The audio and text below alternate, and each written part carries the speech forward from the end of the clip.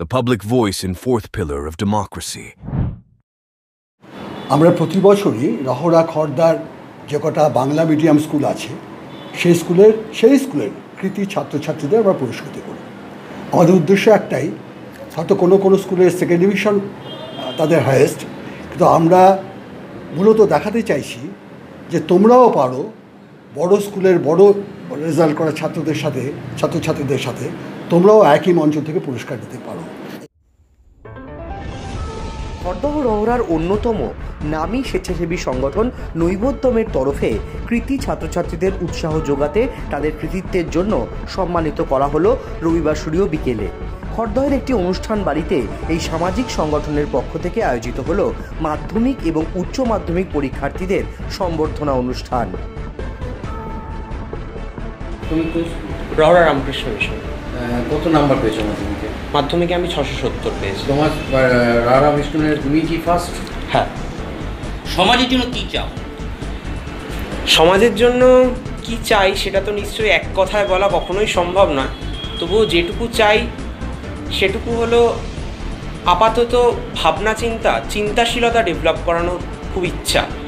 শুধুমাত্র নিজের মধ্যেই নয়, সমাজের সকল মানুষের মধ্যেই এটা দেখতে চাই, এবং যেটুকু দেখতে পাচ্ছি তাতে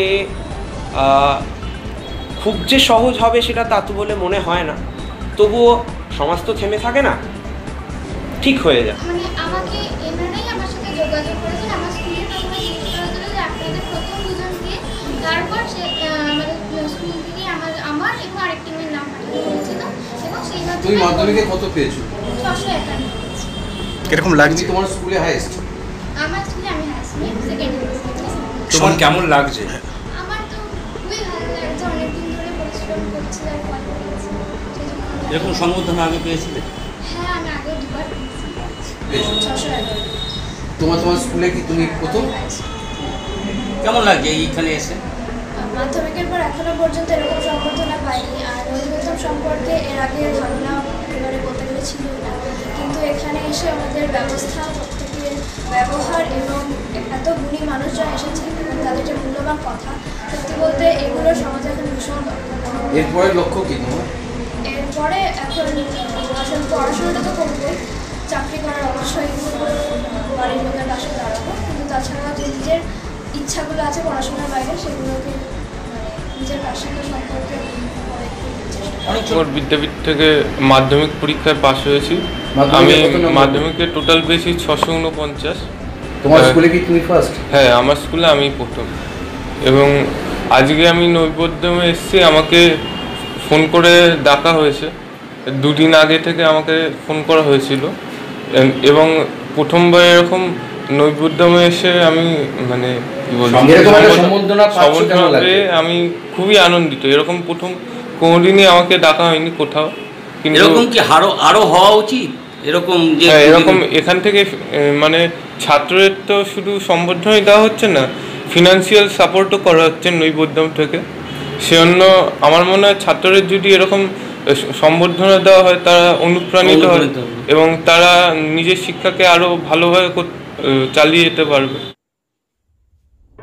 এই অনুষ্ঠান থেকে খড়দহ রহরার সমস্ত স্কুলের মাধ্যমিক উচ্চ মাধ্যমিকের কৃতি ছাত্রছাত্রীদের নানা উপহার এবং সম্মাননা তুলে দেওয়া হয়।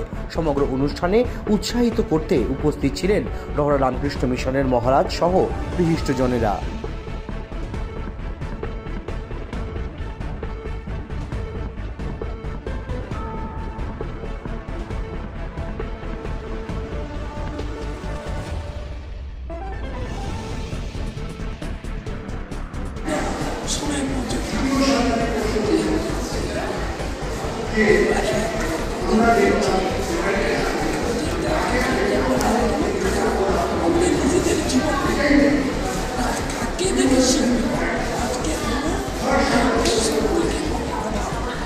সবাই আমরা সবাই বলছে ভালো, কিন্তু নিজে ভালো হচ্ছে যার জন্য আজকে বাড়ির থেকে শহর করছে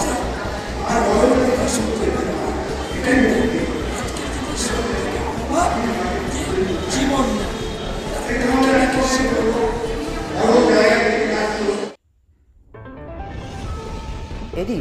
খড়দহের কৃতি শিক্ষার্থীদের মাধ্যমিক ও উচ্চ মাধ্যমিক পরীক্ষার্থীদের সম্বর্ধনার বিষয়ে বলতে গিয়ে সংগঠনের তরফে সংবাদ মাধ্যমকে জানানো হয়,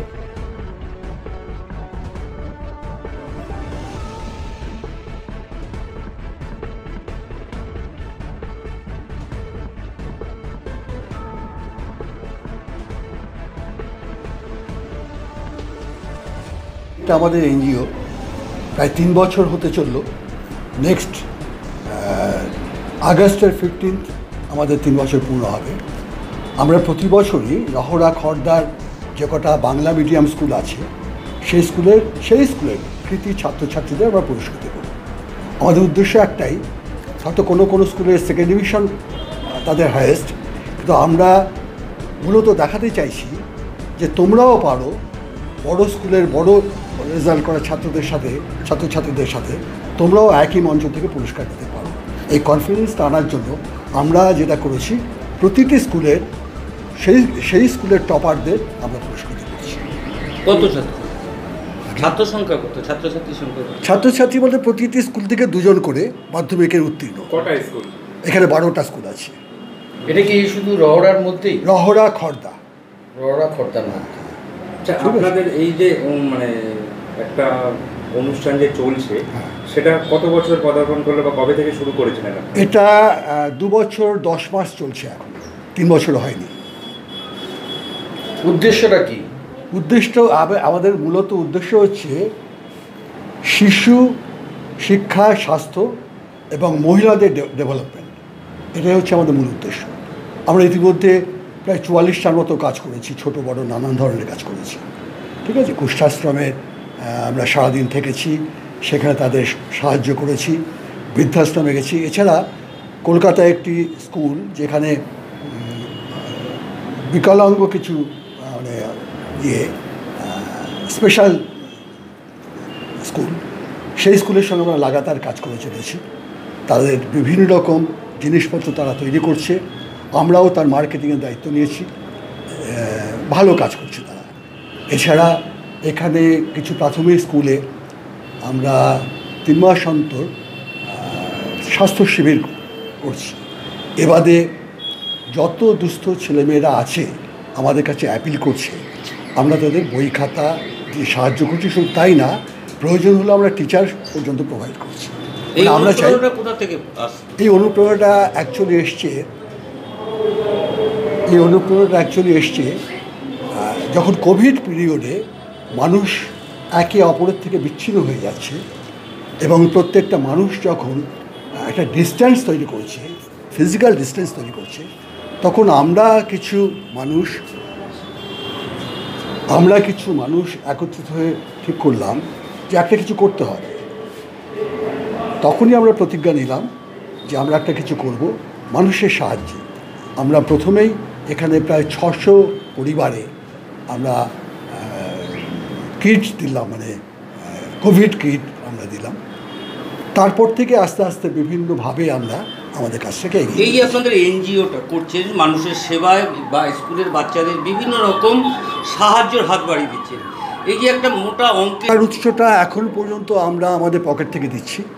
এবারে কিছু ডোনার আছেন, কিছু মানুষ আছেন, আজকে আমাদের মঞ্চেও তাঁরা আছেন, তারা বিভিন্নভাবে আমাদের সহযোগিতা করছেন। প্রশাসনের কাছ থেকে কোনো হেল্প? না, প্রশাসনের কাছে আমরা এখনও যাইনি, কারণ 3 বছর না হলে সরকারি যে সমস্ত অনুদানগুলো পাওয়া যায় সেগুলো আমরা পাচ্ছি না। কিন্তু আমাদের সমস্ত পেপারস রেডি। আমরা চেষ্টা করছি যে 3 বছর উত্তীর্ণ হলে সেগুলো আমরা অ্যাপ্লাই করব। এই যে ধরুন বিভিন্ন জায়গায় দেখা যায় মেধাবী ছাত্ররা কিছু কিছু জায়গায় পড়াশোনা করতে আমরা হ্যাঁ ধরুন এই 3 বছর ধরে, এইবার 3 বছর হচ্ছে, আমরা যে সমস্ত ছাত্রছাত্রীদের পুরস্কৃত করেছি, আমরা নিয়মিত তাদের সঙ্গে টেলিফোনে যোগাযোগ রাখছি যে তোমাদের কি প্রয়োজন, আরও ডেভেলপমেন্টের জন্য কি দরকার বলো, আমরা তোমাদের সঙ্গে আছি। এইটা আমরা মোটামুটি করে যাচ্ছি। আমার নাম সত্যব্রত দাশগুপ্ত। আমি হচ্ছে সভাপতি।